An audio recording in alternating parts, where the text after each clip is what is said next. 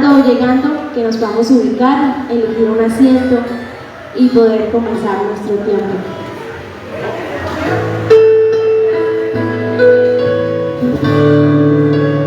Los invito a que nos pongamos de pie, a que podamos hoy adorar su nombre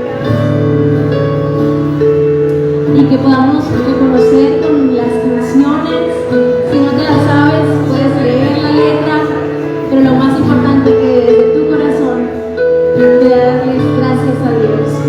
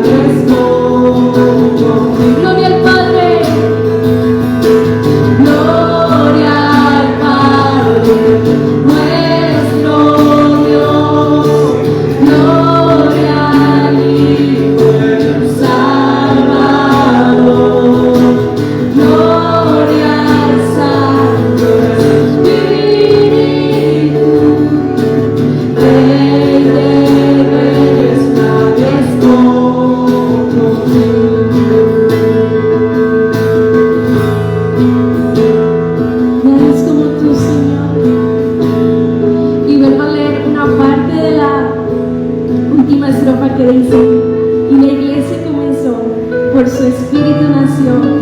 Buenas nuevas por los siglos para toda la creación. Por su sangre y por su nombre, libres somos por la fe. Jesucristo ha vencido, nos resucitó con él. Cantemos gloria al Padre. Gloria al Padre, nuestro Dios. Gloria al Hijo Salvador. Gloria al Santo Espíritu, que debe estar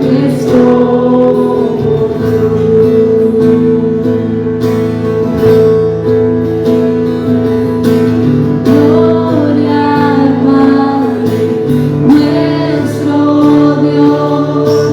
Gloria al Hijo Salvador. Gloria al Santo Espíritu, que debe estar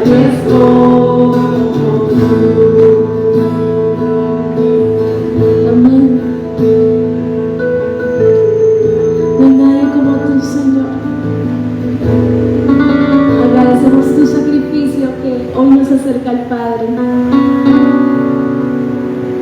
Y tú, Jesús, va delante de nosotros, guiando el camino.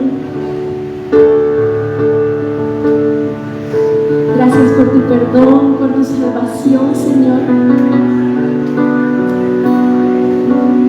que se nos dio como regalo a través de tu sacrificio, Señor. Inmerecible gracia del Señor.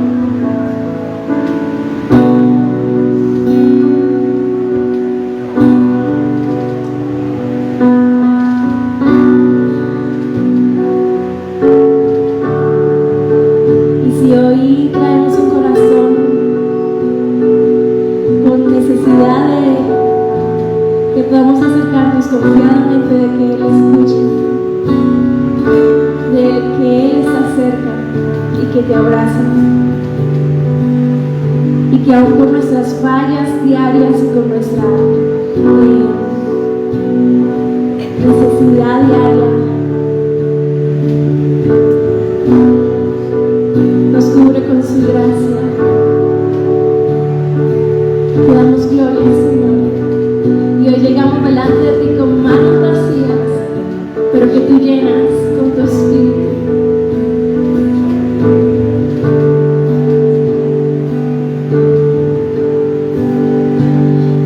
Mi alma estaba rota y herida, pero tu gracia la restauró.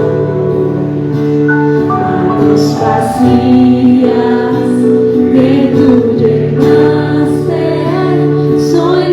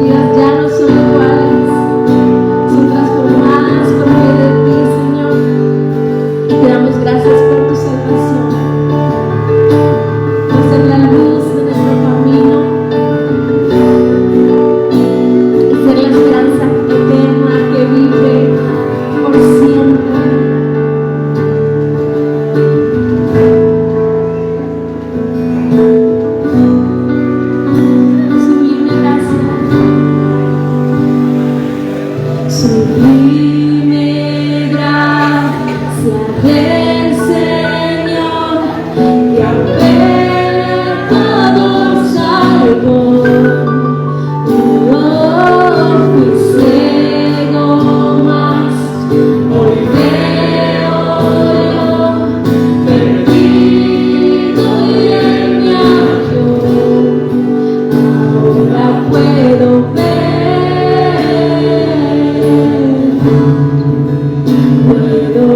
sus ojos de amor, quebrantado fue para darnos su salvación.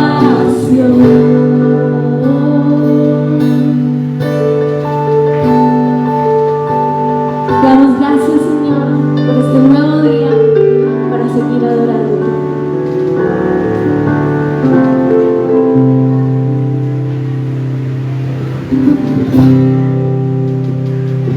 Grandes son, grandes son, grandes son tus maravillas, grandes son, grandes son, grandes son tus maravillas. Cantamos a ti, Señor. Te alabaré, oh Señor, con nuestras palmas.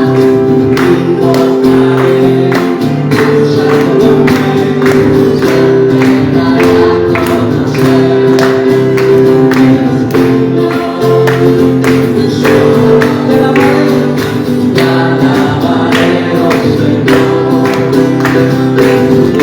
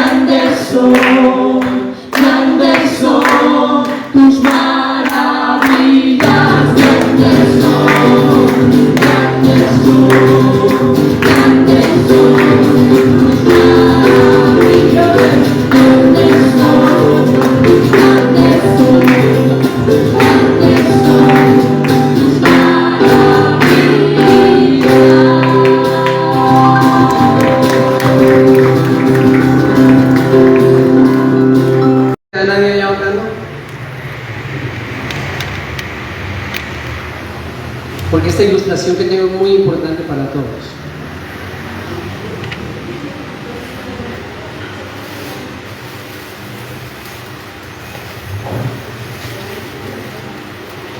Bien, ¿saben por qué es tan importante esta ilustración?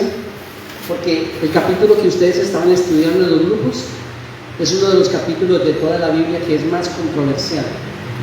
Uno de los más controversiales, Romanos capítulo 9. A través de los siglos. Entonces no es cualquier capítulo que estamos estudiando hoy. Es un capítulo complicado. Y por eso es muy importante que me dejen usar esta ilustración antes de ir a Romanos 9. Porque esta ilustración no es solo para Romanos 9, sino para toda la Escritura. Entonces, es muy sencilla. Aquí estamos todos nosotros, donde estoy yo. ¿Nos ubicamos? Todos nosotros estamos aquí. Somos el hombre. Y allá al otro lado está Dios, su propósito en la eternidad. ¿Amén? Entonces tenemos que llegar de aquí a allá. Ese es el propósito de Dios, también no es nuestro. Entonces Dios ha provisto un camino para nosotros, que es este. Pero este camino no es nada fácil. Es un camino complicado. Está lleno de abismos, está lleno de profundidades, pero también está anegado en muchas partes y uno no sabe muy bien a veces si el lugar donde uno va a pisar está muy hondo o no. Es un camino difícil, complicado. Pero Dios, al mismo tiempo que ha provisto este camino, Él nos ha dado, si ustedes ven estos puntitos verdes aquí, que me costó muchísimo trabajo recortar, porque el niño está conmigo. Dios nos ha dado verdades absolutamente claras y fundamentales en las cuales podemos pararnos y decir, esta es roca sólida. ¿Están conmigo, hermanos? Eso es roca sólida, no hay duda al respecto. Entonces comenzamos a caminar y Dios ha provisto esas verdades para nosotros y nos paramos en ellas y decimos, esto es roca sólida. Dios la ha provisto para que yo continúe el camino.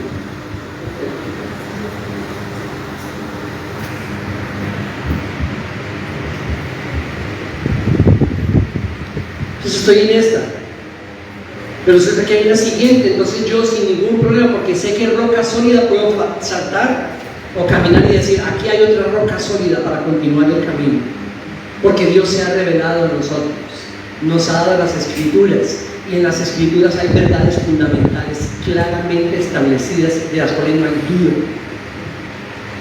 y continuamos nuestro camino. De pronto algunos son más largos que otros más cortos que otros, pero Dios ha provisto rocas sólidas, escriturales, doctrinales, en las cuales nosotros nos fundamentamos y vamos continuando hacia el propósito de Dios y la eternidad. ¿Amén? ¿Vamos bien hasta ahí? Pero resulta que entre una verdad y otra, de las claras, establecidas, fundamentales, hay otros terrenos. Hay otros terrenos. Y muchas veces lo que pasa con esos terrenos es que sí, podemos de pronto pararnos un poquito en ellos, ¿no? Y mirar qué tan firmes están, pero no son roca sólida. Es posible que nosotros hagamos esto, pero tenemos que ir inmediatamente a la roca sólida, a la verdad escritural, claramente establecida. Y de pronto por aquí otra vez un poquito y saltamos a esta. ¿Cuál es el problema? Muchas veces con la verdad de la Escritura, que muchos a través de la historia lo que han querido hacer es no pararse en una de estas rocas sólidas, sino en la mitad del camino y decir, esto es roca sólida, esto es roca sólida, y no lo es. Y yo considero que esas partes del camino en el que todos estamos hacia el propósito de Dios y hacia la eternidad, hablando de las Escrituras, no son roca sólida como para pararnos ahí y decir, aquí me quedo. Son parte del proceso, sí, pero no son esas rocas sólidas que Dios ha provisto para nosotros. Bien, ahora voy a darles 2 ejemplos para ilustrar más esta dinámica que estamos teniendo. Una verdad de la Escritura es que Cristo vuelve. ¿Amén? Amén. ¿Todos creemos que Cristo regresa? No hay duda al respecto. Si tú estudias la Escritura, si tú miras la Biblia en el Antiguo y Nuevo Testamento, una de esas verdades firmes, claras, que no tiene duda es que Cristo va a regresar. Él lo dijo, Él lo enseñó muchas veces. Luego sus discípulos lo enseñaron. La iglesia a través de todos los primeros siglos lo enseñó. Cristo va a regresar. Esa es una verdad sólida. Pero, ¿cómo va a regresar?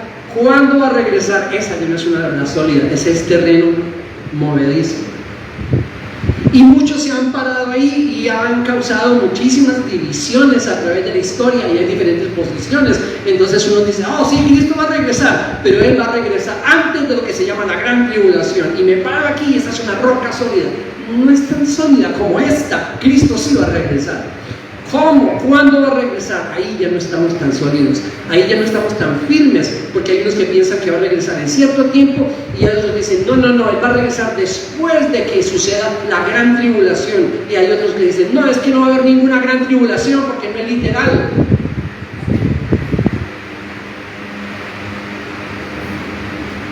Cristo regresa, no hay duda. Él vuelve. ¿Cuándo? ¿Cómo? ¿En qué circunstancias? Antes, después, durante, sí. Ese ya no es terreno sólido. Pero este sí. Ahora, escuchen. Estas rocas sólidas que Dios nos ha dado, nos ha provisto en la Escritura, son todo lo que necesitamos para llegar al otro lado. Amén. Yo no necesito saber si Cristo va a regresar antes o después de la gran tribulación para ser salvo. No lo necesito. No necesito saber si Él va a regresar antes o después o durante o con el anticristo, si el anticristo, para poder estar seguro de que Él regresa, ¿verdad? No necesito. Entonces, ¿por qué pararnos en terreno que no es sólido y decir, estoy en roca sólida? No es roca sólida. Este sí, Él regresa. Segundo ejemplo. Cristo ha perdonado a los que somos suyos todos nuestros pecados. Oh, roca sólida. Si no fuera por esa roca sólida, ¿cómo vivir cada día? Él ha perdonado todos mis pecados, presentes, pasados y futuros. ¿Cómo funciona eso? Él me perdona cada mañana, Él me perdona cada tarde, Él me perdona cada que yo peco. Tengo que pedir perdón por cada pecado cuando yo lo cometo. Eso ya no es terreno sólido. No entendemos bien cómo funciona esa dinámica. Pero esto sí, Él ha perdonado todos mis pecados. No hay ninguno que haya dejado de ser perdonado. Amén. Dios es un Dios perfecto. Y el camino que nos ha dado es un camino seguro, pero no es un camino fácil. No es un camino fácil. Lo que sí sé es que Dios nos ha dado estas verdades claras, fundamentales, establecidas, escriturales, de las cuales no hay duda al respecto y podemos ir parados en ellas. Estoy firme hasta llegar al otro lado. Pero ojo con considerar que uno de estos terrenos no muy sólidos son roca firme. Yo no creo que sean roca firme. Ese es uno de las dificultades con Romanos capítulo 9. ¿Por qué Romanos capítulo 9 es uno de los capítulos más controversiales de toda la Escritura? Déjenme un ejemplo. Es el capítulo que prominentemente usan los calvinistas para defender su posición doctrinal. Y es el capítulo que prominentemente usan los que no son calvinistas sino arminianos para defender su posición. Interesante, ¿cierto? De un mismo capítulo. Entonces, ¿qué enseñan los calvinistas? En ese sentido, los calvinistas dicen, Dios, los que van a ser salvos, Dios los escogió desde antes de la fundación del mundo y Él escogió quién iba a ser salvo y quién no, desde antes de que creara la humanidad. Y no hay nada que pueda cambiar eso. Dios lo escogió, no es una escogencia del hombre, es una escogencia de Dios. Y Romanos 9 es uno de sus capítulos preferidos y prominentes. Entonces luego viene Arminio, que fue otro teólogo, Calvino un teólogo, Arminio otro teólogo, y dijo, bueno, no es así. Dios no hizo eso antes de la fundación del mundo, sino que Dios a toda la humanidad le ofrece su camino de salvación y depende de cada uno si lo agarra o no, si lo escoge o no, si lo acepta o no, depende de cada persona. Dios no hizo que escogió quiénes iban a ser salvos y quiénes no desde antes. No, Dios ofrece la salvación a través de la predicación del Evangelio y cada persona toma su decisión, si lo rechaza o si lo acepta. Y ambas posiciones tienen su fundamento en gran parte en Romanos capítulo 9. Como siempre necesitamos tu ayuda. Gracias por las escrituras, gracias por Romanos 9. Gracias por permitirnos estudiarlo juntos, leer, meditar, compartir, aprender un poco más. Ilumínanos hoy por el Espíritu Santo. Ayúdanos a crecer en Romanos 9, en el conocimiento tuyo, de quién tú eres, tu carácter, de tu plan, de tu propósito, de nuestra oración. Amén. Hace unas semanas estudiamos el capítulo 8 y dijimos que el capítulo 8 de Romanos es la cereza en el pastel. Oh, qué capítulo, qué capítulo. Es el capítulo que muchos han llamado el capítulo más glorioso de toda la Biblia, Romanos capítulo 8. Y yo estoy de acuerdo, yo se lo dije a ustedes ese día cuando estudiamos Romanos 8. El capítulo más glorioso de todas las escrituras, Romanos capítulo 8. Y Romanos capítulo 8, si recordamos, termina con una promesa. Que es una promesa que es otra de las que cada día nos paramos en roca firme. Nada ni nadie puede separar a los que le pertenecen al Señor, los puede separar de su amor. Nada. Entonces, esa es una de las muchísimas promesas de Romanos 8. Y estudiamos hace unas semanas el capítulo 8. Dijimos que era la cereza en el pastel, el glorioso capítulo. Pero después del 8, Pablo escribe 3 capítulos, que son el 9, el 10 y el 11, que son los que nos faltan a nosotros en nuestro estudio de Romanos.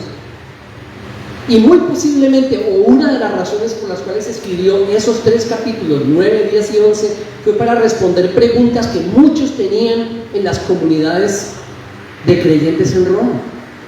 Y hay muchas preguntas en el capítulo 9.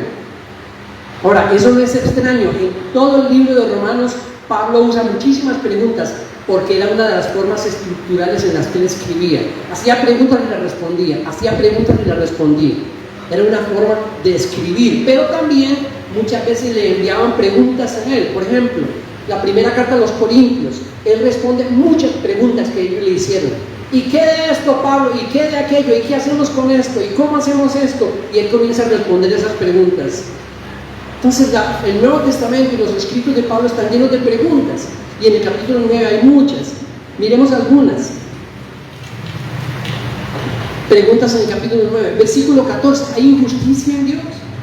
¿Es Dios injusto? Versículo 19, ¿por qué Dios llama a cuentas a los hombres si en últimas Él ya lo ha determinado todo? Versículo 15, ¿quién eres tú, hombre, para refutar o confrontar a Dios? Versículo 21, ¿no tiene el alfarero derecho sobre el barro? Versículo 22, ¿no puede Dios demostrar su ira en la forma que Él quiera y sobre quienes Él quiera? Todas esas son preguntas del capítulo 9. Pero hay una pregunta que no aparece en el texto, pero que creemos que está implícita, y por eso él comenzó el capítulo 9 de la siguiente forma. Entonces leamos los primeros versículos del capítulo 9. Digo la verdad en Cristo, no miento, dándome testimonio mi conciencia en el Espíritu Santo, de que tengo gran tristeza y continuo dolor en mi corazón, porque desearía yo mismo ser anatema, separado de Cristo por amor a mis hermanos, mis parientes según la carne, porque son israelitas, a quienes pertenecen la adopción como hijos y la gloria, los pactos, la promesa, la promulgación de la ley, el culto y las promesas, de quienes son los patriarcas y de quienes según la carne procede el Cristo, el cual está sobre todas las cosas, Dios bendito por los siglos. Amén. Entonces lo que realmente Pablo comienza a hacer es responder una pregunta que, aunque no está en el texto, está implícita. Y la siguiente, un momentico, ¿cómo hacemos para estar seguros de que Dios va a cumplir todas las promesas que aparecen en el capítulo 8 tan glorioso, ¿cómo hacemos para estar seguros cuando realmente una de las preguntas que tenemos es: ¿qué pasó con Israel? Dios tenía un plan con ese pueblo en el Antiguo Testamento y falló. En la mente de muchos, fracasó. Ese pueblo fracasó. Y miren lo que está pasando hoy en día, ya ubicándonos en el tiempo de Romanos. Hay tremendos movimientos de salvación entre los gentiles, pero los judíos solo algunos. Como pueblo nunca. Al contrario, rechazaron al Mesías. A los suyos vino, pero los suyos no lo recibieron. Entonces la pregunta de muchos es: ¿y dónde quedan los judíos? ¿Qué pasa con el pueblo de Israel? Ese plan de Dios se frustró, porque pudo haber sido que Dios intentó con el pueblo de Israel y como fracasó, entonces digo: bueno, entonces ahora hagámoslo con los gentiles.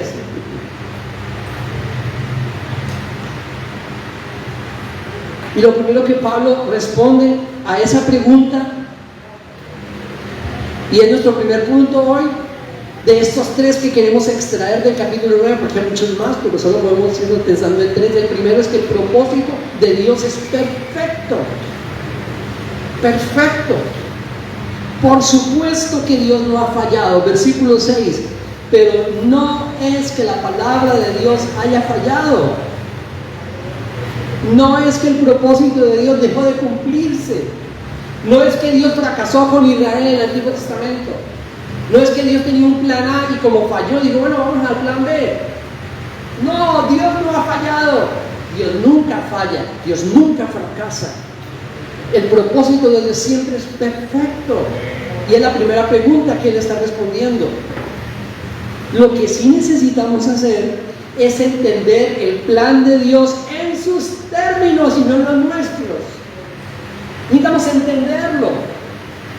Y a mí me encanta siempre coloco esta ilustración que es nuestra, ¿no? Hoy en día, la época de la tecnología, cuando uno va a los mapas de Google.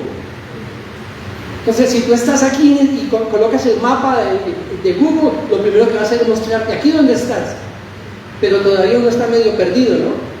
Entonces, ¿qué hace uno para comenzar a darse cuenta de dónde mejor está ubicado? Uno comienza a agrandarlo.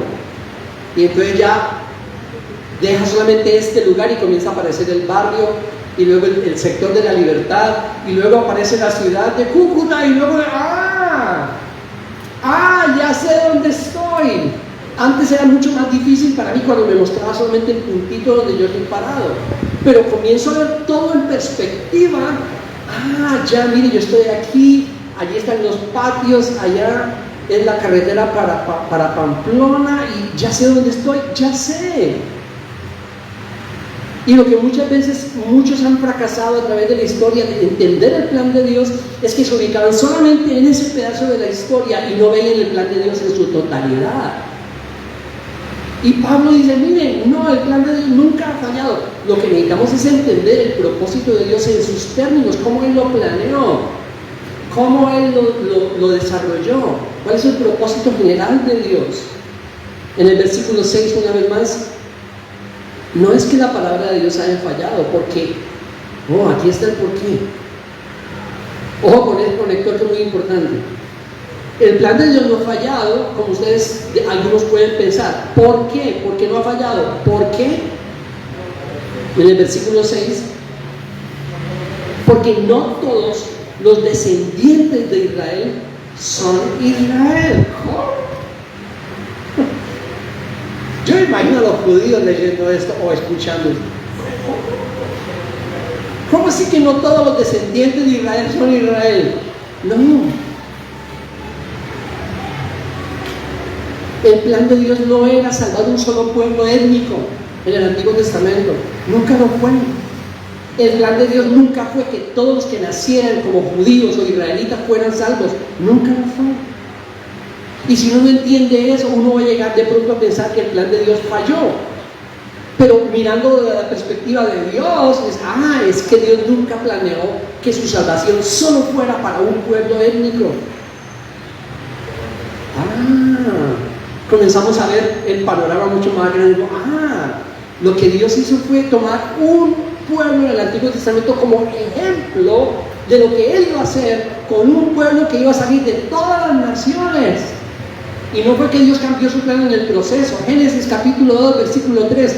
Dios le dijo a Abraham, en ti me serán benditas todas las naciones de la tierra. Entonces Dios no fue que se equivocó o comenzó mal o fracasó, no, su plan era perfecto desde el principio.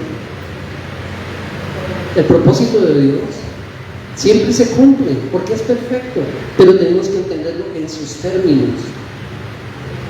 En Gálatas capítulo 6, si quieren buscarlo, si no yo lo busco por ustedes.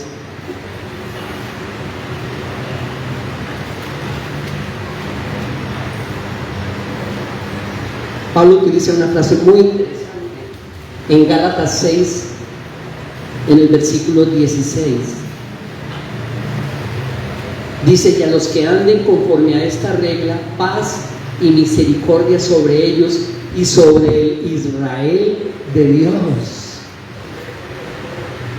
Y si tú miras eso en el contexto, que no podemos ahorita buscarlo, leerlo, pero si tú miras en el contexto, ese Israel de Dios del que Pablo está hablando es un pueblo que está formado tanto de judíos como de gentiles. Ya no son solo judíos descendientes en la carne de Abraham, ahora es un pueblo que está formado por gente de todas las razas, diversidad de grupos étnicos en el mundo, y Pablo lo llama el Israel de Dios.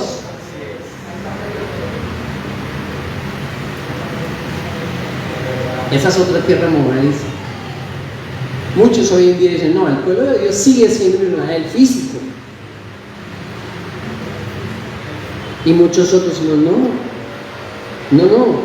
el pueblo de Dios es uno en Cristo y está conformado por gente de todas las naciones.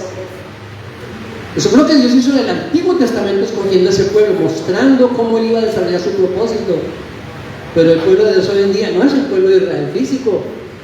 Y por eso muchos todavía hoy en día se van y visitan allá y dicen: oh, visité la Tierra Santa, la tierra del pueblo de Dios.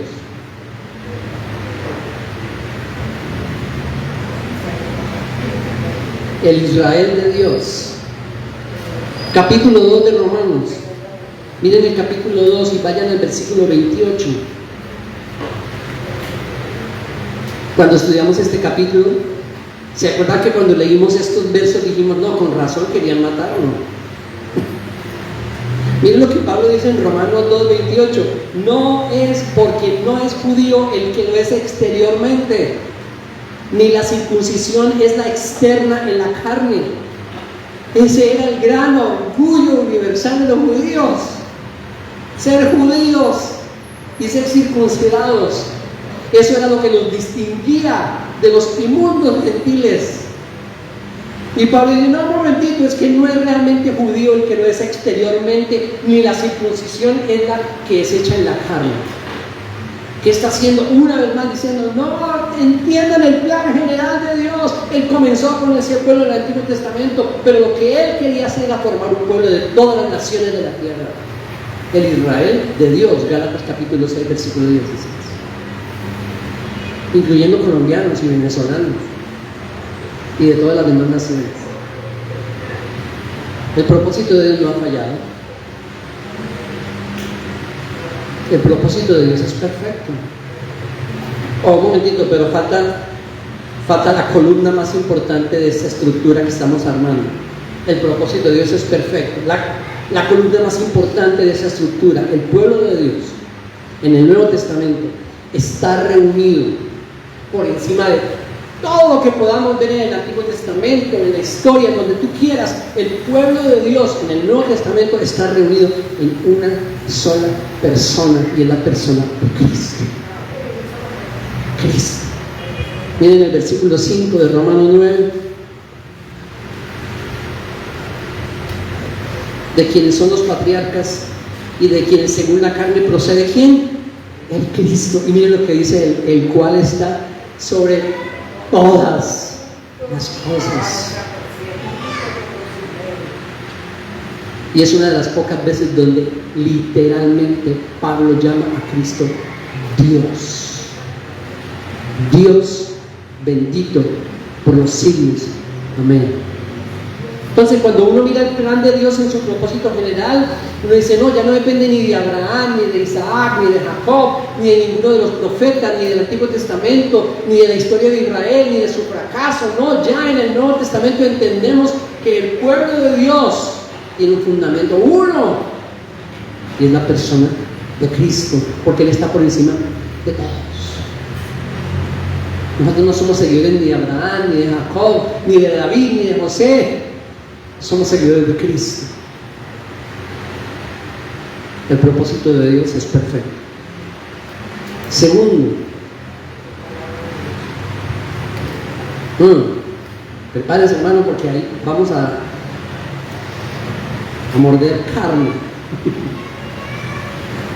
Lo segundo que vemos en el capítulo 9, aparte de que el propósito de Dios es perfecto, es que la soberanía de Dios, Él es absolutamente soberano en elegir. Interesante que ayer los jóvenes estaban estudiando la soberanía de Dios. Y los muchachos que estaban ahí, y yo estaba presente, no tuvieron mucha dificultad en definir qué era eso de ser soberano. Dijeron, no, alguien soberano es que nadie está por encima de él. Y sí tienen razón. Cuando hablamos de alguien soberano, nadie está por encima de él, no tiene nadie que se le oponga, nadie que le diga qué hacer, nadie que le diga cómo hacer las cosas, porque es soberano.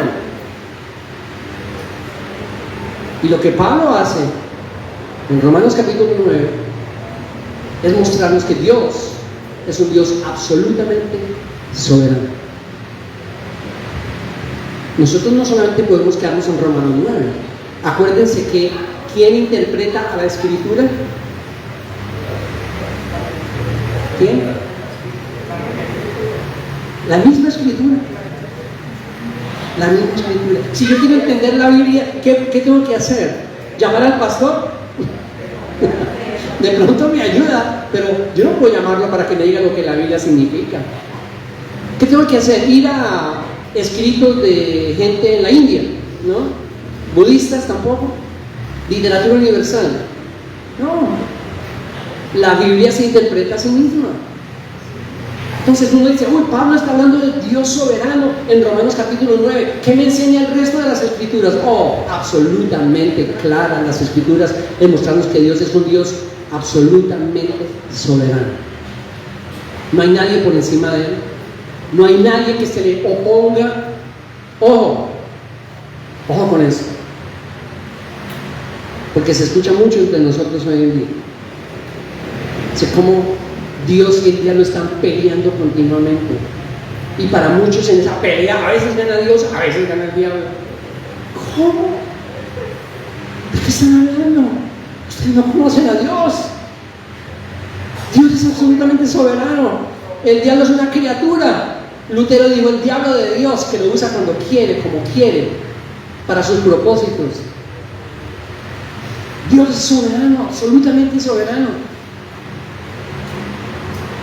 Por eso es que miren cómo termina Pablo estos 3 capítulos. Adelantémonos un poquito, vamos al 11.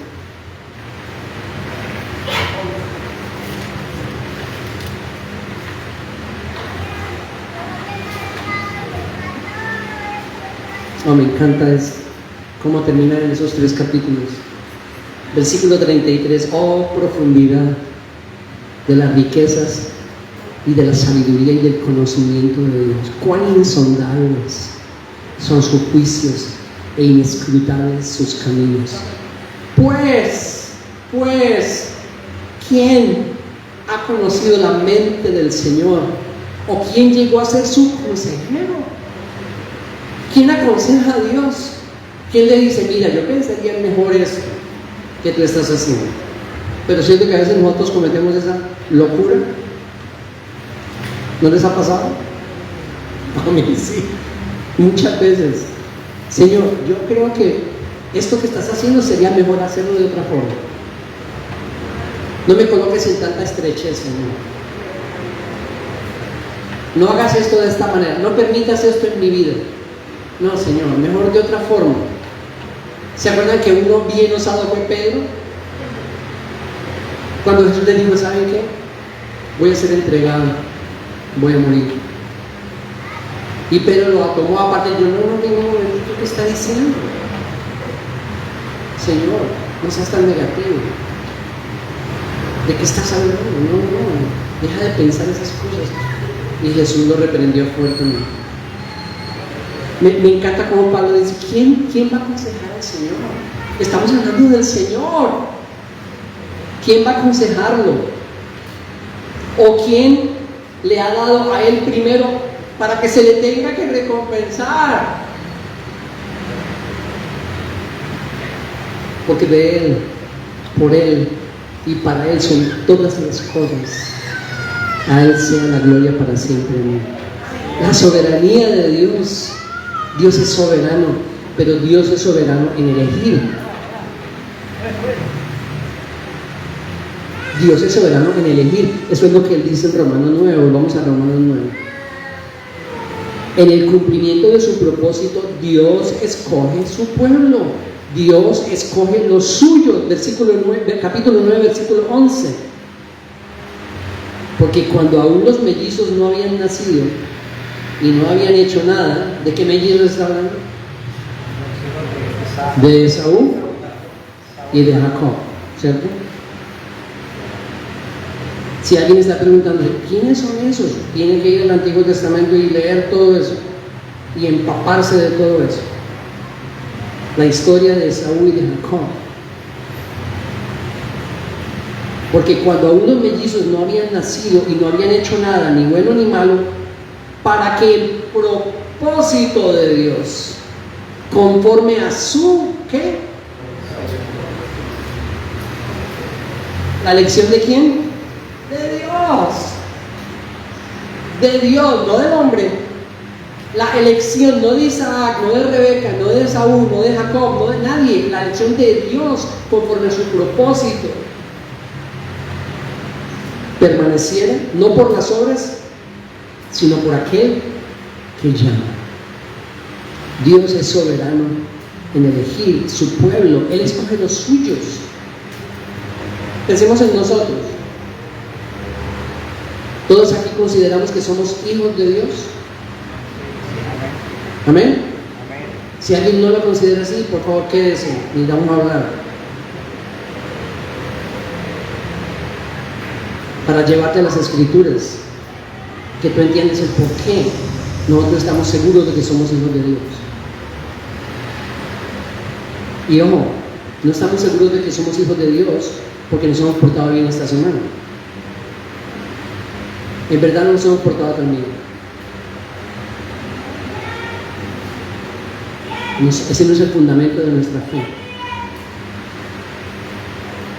Pero si somos hijos de Dios, escuchen hermanos, todos nosotros, si estamos hoy aquí y podemos decir con fe y con seguridad que somos hijos de Dios, eso no fue porque nosotros elegimos,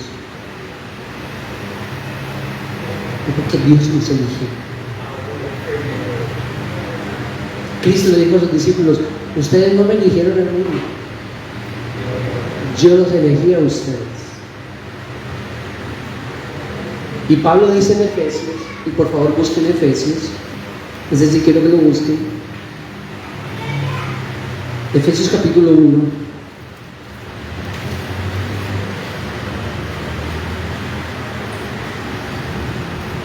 Y vayan al versículo 3. Efesios 1:3. ¿Ya están ahí?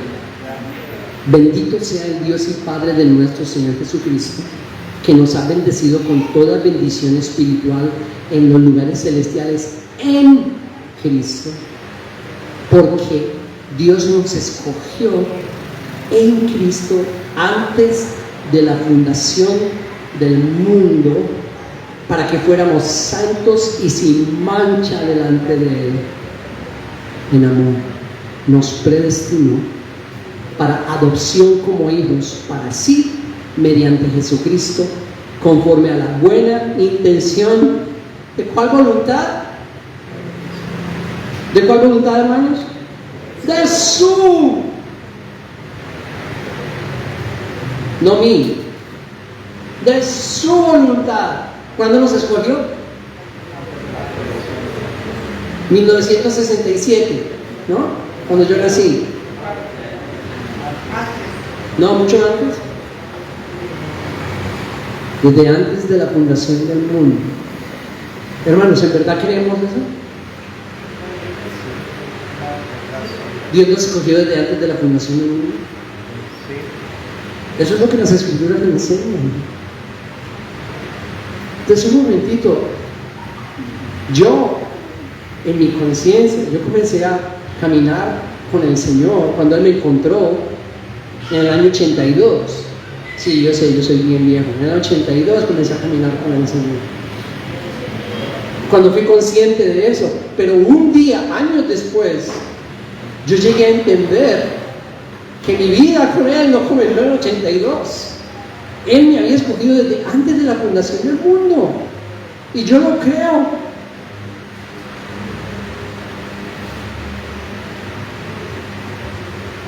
Porque Dios es soberano en escoger, en elegir.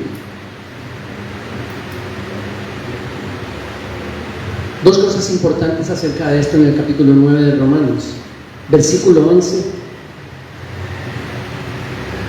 Para que el propósito de Dios conforme a su elección permaneciera, ¿qué dice? No por las obras. En primer lugar, la elección de Dios, esta soberanía de Dios en elegir, Él es soberano para elegir, no depende de las obras. No es que Él me eligió porque yo realmente siempre pues traté de ser una persona muy decente, me enseñaron bien, me enseñaron principios, valores, muy bueno todo eso, no tiene nada que ver con la elección de Dios. Nada. Es que Dios me elige porque yo pues, cada día trato, ¿no?, de ser un buen cristiano, comportarme bien. Nada que ver con la elección de Dios, no es por obras. Y la otra cosa que nos dice en el versículo 16,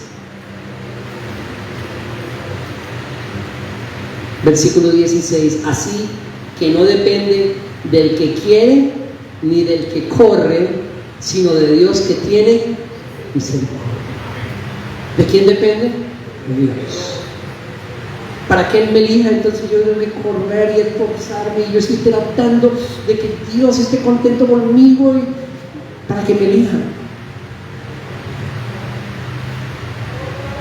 No depende del que quiere ni del que corre, sino de Él, de su voluntad, de su propósito. Amén.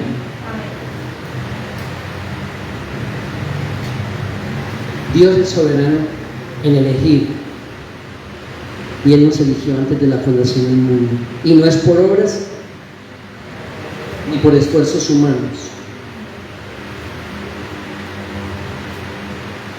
Si no es por obras ni por esfuerzos humanos, entonces ¿por qué es? Versículo 11 del capítulo 9, una vez más. Para que el propósito de Dios conforme a su elección permaneciera, no por las obras, sino por aquel que llama. Por aquel que llama.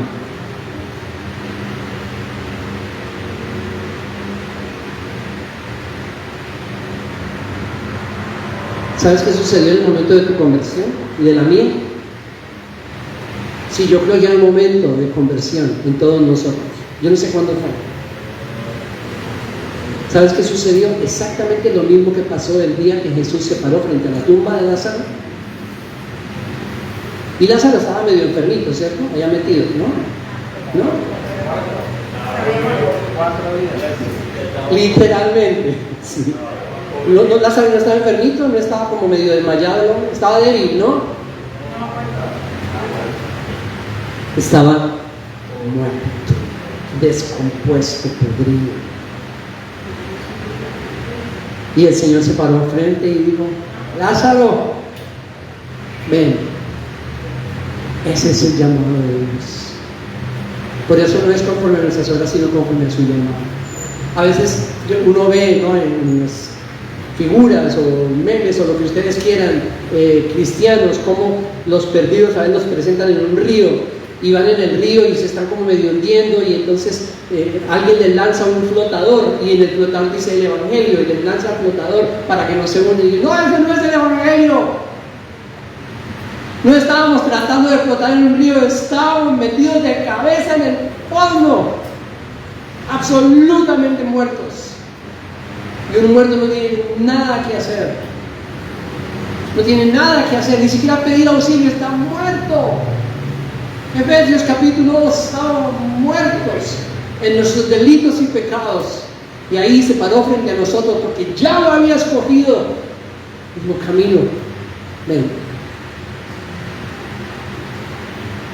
Wilson, ven. Para mí no hay duda, es conforme a su llamado, no por obras, no por esfuerzos humanos. Pablo le dice a Filipenses, en un versículo muy popular, que por eso quería mencionarlo, Filipenses capítulo 2. Filipenses capítulo 2, versículo 12.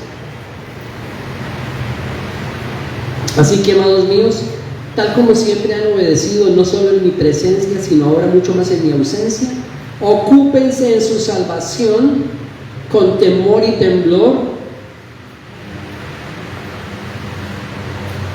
Y paremos ahí un momentito. Muchos usan este versículo hasta el día de hoy para decir, hermanos, la salvación se pierde si no la cuidamos. Si tú no la cuidas, la puedes perder. Y por eso muchísimos cristianos andan cada día. En la mañana la pierden, en la tarde la recuperan, por la noche vuelven y la pierden, y en la madrugada la recuperan. Pero el problema está muchas veces en que paran ahí y no leen el que sigue. Aparte de no estudiar bien el texto del 12, pero el 13 dice, porque Dios es el que obra en ustedes, tanto el querer como el hacer, por su buena voluntad. Podríamos seguir aquí toda la tarde leyendo textos, pero déjenme resumir diciendo que el propósito de Dios es perfecto, y en segundo lugar, la soberanía de Dios es perfecta en elegir. Él escoge los suyos, Él escoge su pueblo. Y entonces, ¿dónde queda la responsabilidad humana? Que yo creo que fue la primera pregunta que se hizo el calvinista Arminio. ¿Ustedes sabían que Arminio fue calvinista? Estudió en una escuela calvinista por muchos años. Pero un día yo creo que Arminio dijo, un momentito, ¿dónde queda la responsabilidad humana? Y eso lo vamos a estudiar el próximo domingo en el capítulo 10. Porque por supuesto que aparece la responsabilidad humana. Y miren, en el Antiguo Testamento, lo que yo estoy diciendo hoy aquí, Dios escogió a Israel, no hay duda. Pero en muchas ocasiones Dios le dijo a su pueblo Israel, escojan. Yo me confunde, ¿cómo así? Dios los escogió, pero Él le dice, escojan a quién van a servir. Si me van a servir a mí o a los Baales, escojan. Escojan entre la vida y la muerte. Escojan entre la bendición y la maldición. He aquí yo les digo hoy, les doy la oportunidad de escoger eso. Dios los escogió, pero esas son dos verdades que aparecen paralelas en las Escrituras. Y el próximo domingo, en el capítulo 10, vamos a hablar sobre la responsabilidad humana. El hombre escoge, no escoge, rechaza, no rechaza. Pero lo que quería enfatizar hoy en el capítulo 9 de Romanos, donde la soberanía de Dios en elegir es absolutamente clara. Yo estoy convencido de eso, por eso lo digo y lo enseño hoy aquí. No estuviéramos aquí, no estaríamos caminando con el Señor si Él no nos hubiera llamado, porque estábamos como Lázaro en el sepulcro. El próximo domingo hablamos de responsabilidad humana. Tercero y último. Una pregunta más en el capítulo 9.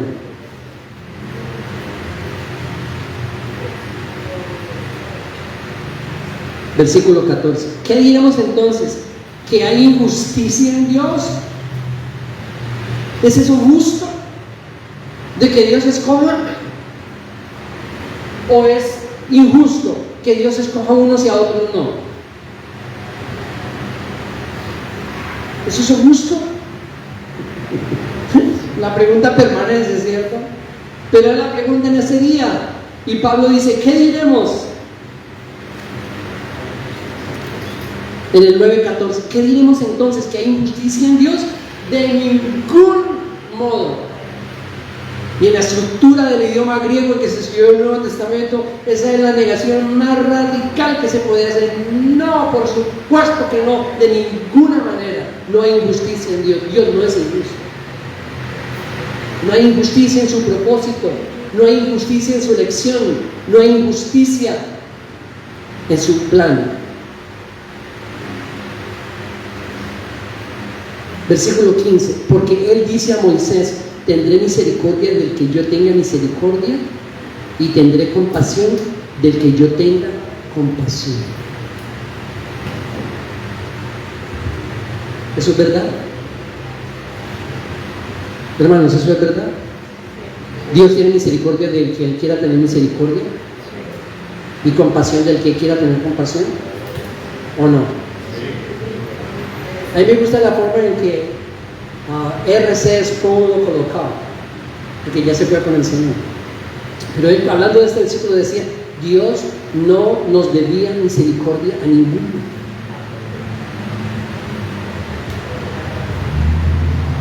Oye, sí, ¿no? ¿A quién le debía Dios misericordia? A nadie. La Biblia dice que todos los humanos estábamos perdidos y destituidos de la gloria de Dios. No hay justo, ni siquiera uno. Capítulo 10. ¿A quién le debía Dios misericordia? Si Dios le debiera misericordia a Camilo, entonces Dios dice, yo te doy misericordia, pero no te la voy a dar. Y eso sería injusto. Pero Dios no le debía misericordia ni a Camilo, ni a Yana, ni a Jenny, ni a mí, a ninguno. No nos debía misericordia. Por eso Él puede decir en Romanos capítulo 9, yo tengo misericordia de quien tenga misericordia y compasión de quien tenga compasión. Y esta es una referencia del Antiguo Testamento, pero que nos muestra que Dios es absolutamente justo en sus decisiones, en su elección y en su misericordia. Versículo 18. Así que Dios tiene misericordia del que quiere y al que quiere endurece.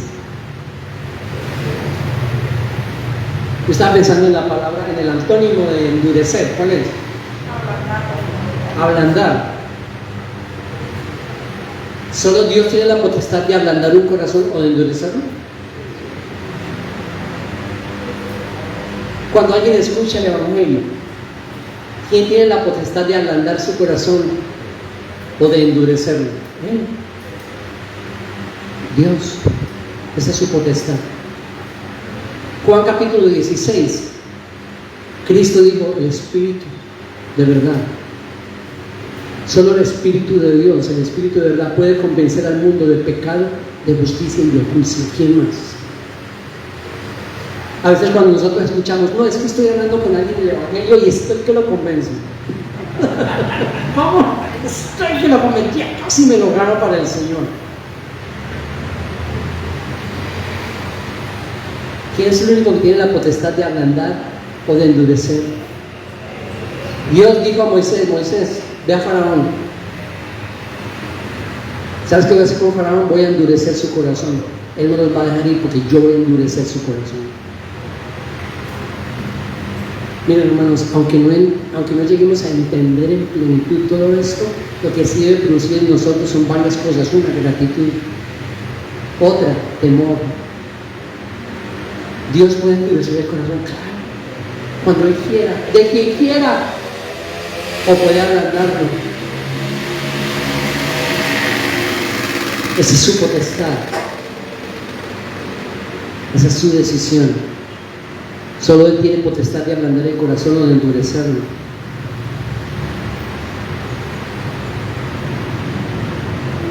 Pensando en todo esto, Pablo dice algo más con lo que ya quiero terminar. Que si tú estás pensando que esa potestad de Dios de elegir, de ablandar, de endurecer es injusta, yo te hago una pregunta: ¿quién eres tú para debatir con Dios? Para decirle, no, eso es injusto, eso que tú haces no es correcto, Señor. ¿Quién eres tú, hombre, para debatir con Dios, para refutar, para cuestionar lo que Dios ha decidido? En el versículo 20 del capítulo 9, al contrario, ¿quién eres tú, hombre, que le contestas a Dios? ¿Dirá acaso el objeto modelado al que lo modela, ¿por qué me hiciste así? ¿O no tiene el alfarero derecho sobre el barro de hacer de la misma masa un vaso para uso honorable y otro para uso ordinario? Bástele al barro saber que Él es el alfarero. Y la ilustración de Pablo es muy válida, ¿no? Cuando alguien ha visto al barro decir al alfarero: ¿qué está haciendo? ¿Por qué me está haciendo así de redondo? O lo que sea. ¿Qué está haciendo? ¿Alguna vez hemos escuchado eso? Nunca. ¿Quién determina qué hacer con el barro? Él, solo Él. El alfarero. Le dice el barro al alfarero: ¿por qué me estás haciendo así? ¿Por qué estás actuando de esa manera? Nunca. Esa es mi conclusión. Bástele al barro que somos nosotros saber que Él es el alfarero. Amén. Resumamos. 3 puntos que hemos estudiado en Romanos. El primero: el propósito de Dios es perfecto. ¿Ha fallado Dios? En ninguna manera. ¿Falló Dios con Israel en el Antiguo Testamento? En ninguna manera. Lo que necesitamos es entender su propósito global en sus términos y no en los nuestros. Eso sí necesitamos entenderlo. En segundo lugar, Dios es absolutamente soberano en elegir. ¿Quién le puede decir que no? Él escoge los suyos. Y ese es el énfasis de hoy. El próximo domingo vamos a hablar sobre responsabilidad humana, pero hoy Él es el que llama. Porque no es basado en obras o en esfuerzos humanos o en que yo decidí o en que yo, no, es basado en que Él en su voluntad nos llamó. Y ese llamado para mí no tiene vuelta atrás. No tiene vuelta atrás. El llamado de Dios no tiene vuelta atrás. Dios es soberano en elegir. Es esa elección de Dios, es esa potestad de Dios, es ese propósito de Dios. Injusto en ninguna manera. Dios es un Dios perfectamente justo. Él tiene la potestad de elegir, de ablandar el corazón, de convertir el corazón de piedra en corazón de carne o de endurecerlo. Déjenme hacerles una pregunta hasta donde ustedes tienen conocimiento de las Escrituras. Y terminamos con eso. Y nos vamos pensando en eso. ¿Enseña la Biblia el universalismo? ¿Qué es el universalismo? Es una doctrina, una tendencia que enseña que al fin de cuentas todos vamos a ser salvos. Todos los humanos. Porque al final de cuentas Dios va a decir: bueno, dejémonos de tanto enredo. Está bien, miren, hagamos una cosa, vengan todos, dejémonos de enredo, vengan todos. Y el universalismo enseña que todos vamos a ser salvos al final de cuentas. ¿Enseña la Biblia que unos vamos a ser salvos y otros no? ¿Sí lo enseña? ¿Enseña la Biblia que unos van a tomar por la puerta estrecha y otros por la puerta ancha? ¿Enseña la Biblia que Dios va a derramar su ira sobre muchos? Esconderlo sería negar las Escrituras.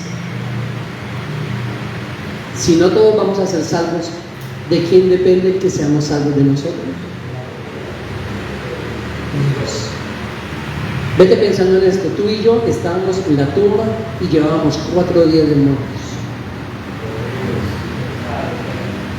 y olíamos muy mal y no teníamos nada que hacer, y Él nos llamó.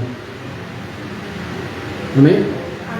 Próximo domingo, responsabilidad humana. ¿Dónde colocamos la responsabilidad humana? ¿La evadimos? ¿La negamos? Próximo domingo, oremos. Señor, gracias por este tiempo. Ayúdanos a seguir creciendo en el conocimiento tuyo, en el conocimiento de las Escrituras, de tus principios, de tu palabra. En el libro de Romanos, en el capítulo 9 y en toda la extensión de las Escrituras. Gracias por este tiempo. Amén. Reinaldo. Y después de Reinaldo, Víctor. Bueno, hermanos, buenas tardes ya. Gracias, Martín. Hemos aprendido. Braulio, Jacqueline, en un momento. Hermanos, hemos terminado una labor muy importante en Chinacota y voy a dejar que Braulio por un tiempo nos comparta sobre el trabajo y la actividad que hicieron en ese lugar. Gracias, pastor. Gracias, Martín. Hay una cultura, yo nunca he ido a los Estados Unidos, nunca. He visto algunos documentales, algunos videos de dentro de los Estados Unidos, la cultura negra, las iglesias negras. Cuando el predicador está hablando, se paran y dicen amén con toda fuerza, y no solamente dicen amén, sino que añaden algo a lo que el predicador dice. Yo estaba casi que brincaba el hielo también para decir amén. Gracias de verdad por ese tiempo. Y bueno, como dijo el pastor, acabamos de terminar en Chinacota 13 cartas paulinas en 6 culturas diferentes, 6 idiomas diferentes. Tomo este mismo ejemplo. Para los indígenas a veces estas verdades fundamentales de las que hablaba el hermano Martín no son tan sólidas, sino que quizás están parados aquí o allá por efecto de que ellos fueron generalmente evangelizados en otro idioma y no alcanzan la comprensión total de la palabra de Dios. En lo particular, para nosotros que trabajamos más de cerca con los yucpas, hemos visto el gran impacto que esa comunidad ha tenido al tener la traducción en su propio idioma. Recientemente nos enviaron un video donde un pastor amigo estaba leyendo las escrituras y él, voy a retirar el micrófono porque más o menos voy a hablar como él decía, y él decía: no tenemos excusa, aquí tenemos la palabra de Dios en nuestro idioma, Dios está aquí, nos está hablando, y gritaba y usaba eso, y fue tan emocionante ver que ellos están descubriendo esas verdades fundamentales a través de la comprensión de la palabra.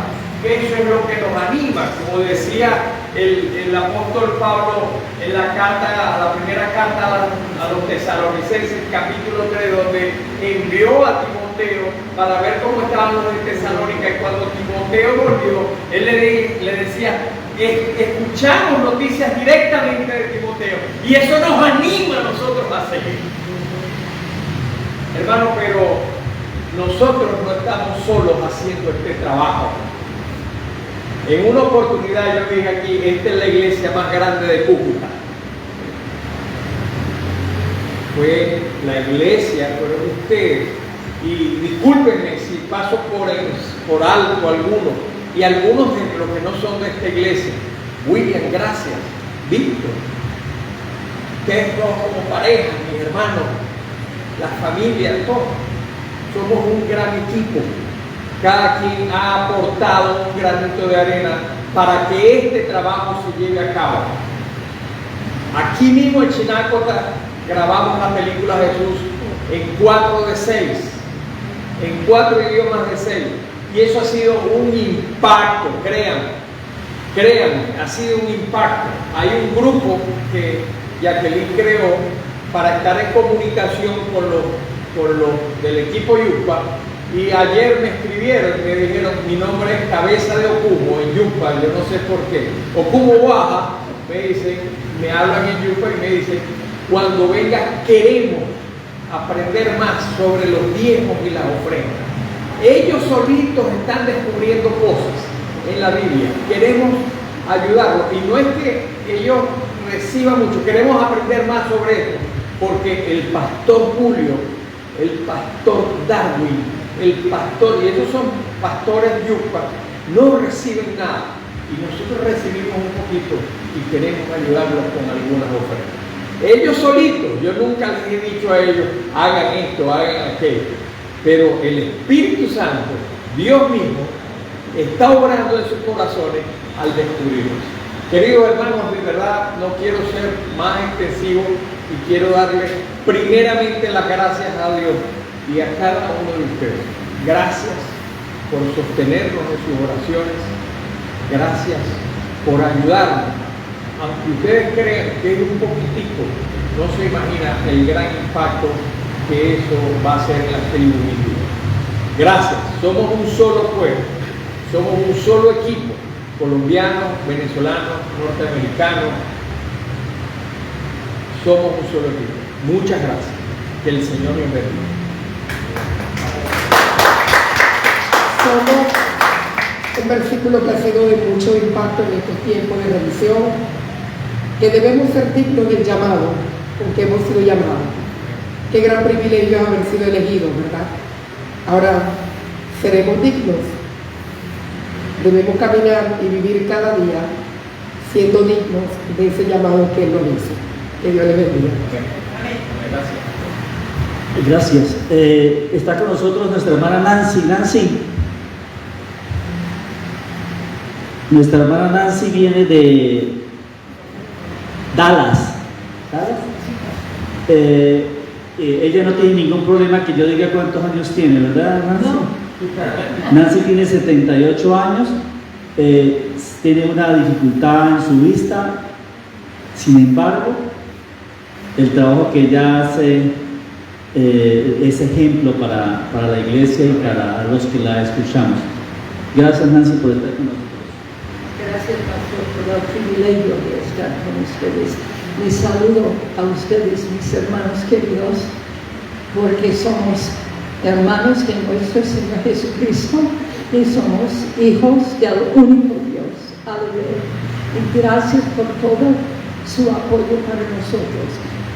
Lo que nos permitió decirles mi impresión mayor de la jornada que terminamos ayer, y orando en eso me quedo con el pensamiento de que Dios, el amor de Dios, la fidelidad de Dios y la provisión de Dios, y la provisión material mayormente, la comida, el agua, las camas, la luz, electricidad, internet, todo por ustedes.